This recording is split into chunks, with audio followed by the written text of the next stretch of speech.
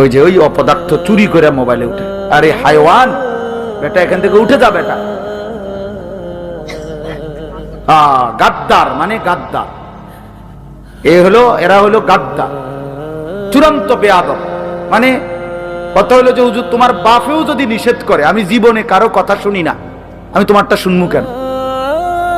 বুঝেন নাই কথাটা? অনেক ছেলের মানসিকতা এমন, অর্থাৎ তার সিদ্ধান্ত এটা যে আমি তো কখনোই কারো কথা শুনি না, তাহলে আমি তোমার কথা শুনবো, তোমার মতো হুজুর দিয়ে আমার কি? তুমি বসছো কেন? আমি তো তোমার জোর করি নাই বেটা। অপদার্থ কোথাকার,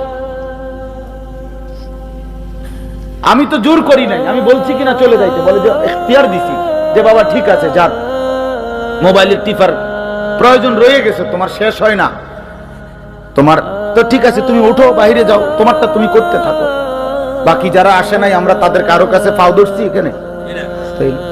আমি সংখ্যা দিয়ে কি করব? আমি সব সময় এই ব্যাপারে কঠোর। সংখ্যা আমার কোনো বিষয় না, কয়জন আমি কোন বিষয়টা মনে করি না।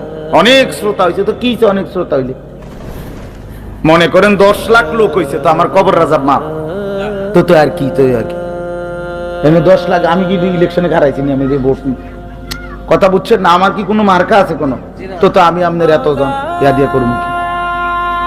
আমার হিসাব দিতে হবে কি না? আসলে দিতে হবে, আপনাদেরকেও দিতে হবে, আমাকেও দিতে হবে।